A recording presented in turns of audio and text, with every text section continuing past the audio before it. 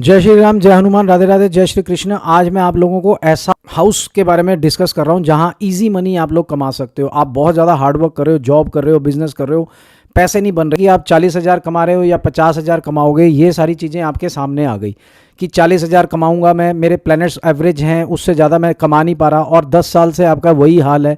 उसके बावजूद भी आपके पास पैसे नहीं आ रहे।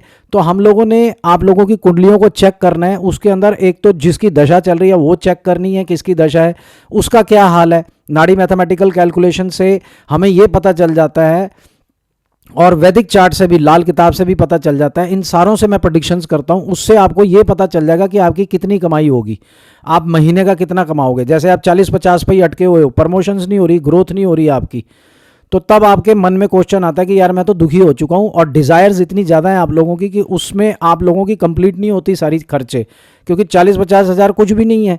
कम से कम 3-4 लाख रुपए, 5 लाख रुपए अगर महीने का कमाता है तब जाकर के कहीं सेटिस्फेक्शन होती है। आप प्रॉपर्टी परचेज करना का सोचते हो, लग्जरियस लाइफ जीते हो, अच्छी लाइफ जीते हो बेसिकली। अब आपकी कुंडली जब तक आप चेक नहीं करवाओगे तब तक पता नहीं चलेगा कि वो पीरियड कब आने वाला है।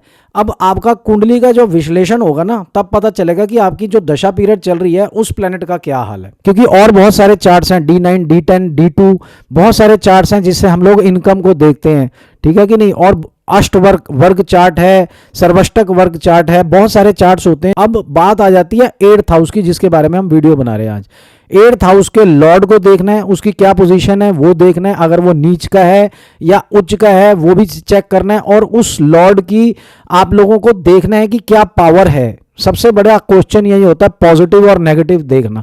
अगर आपको प्लेनेट ही नहीं देखना आता है कि वो पॉजिटिव है या नेगेटिव है, तो आप सारी जिंदगी कंफ्यूज ही रहोगे कि ये प्लेनेट मुझे देगा भी या नहीं देगा। कि उसकी दशा भी आ जाती है तब भी नहीं देगा।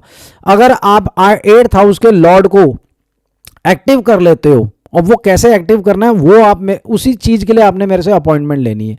अगर आपकी कुंडली में कोई भी योग नहीं है, धन योग नहीं है, कोई भी ऐसा योग नहीं है, तो फिर आपको ये वाला जो है ना 8th हाउस के लॉर्ड को या 8th हाउस में बैठे हुए जो प्लैनेट्स हैं उनको देखो। मून एंड केतु राहु अच्छे नहीं होते, अल्प आयु के प्लैनेट्स हैं। अगर प्लैनेट अच्छा बैठा हुआ है और आप लोगों को एक्टिव नहीं हो पा रहा है वो, तो आपको अनअर्न्ड मनी या आपको इमेंस वेल्थ मिल सकती है अगर आप उसको एक्टिवेट कर लो। एक्टिवेट कीजिए, फिर देखिए आपको कैसे कहां कहां से अपॉर्चुनिटीज मिलेंगी, कहां कहां से पैसा आएगा, चाहे कोई धन योग लेके बैठे हो या नहीं बैठे हो। जय श्री राम, जय हनुमान, राधे राधे, जय श्री कृष्ण।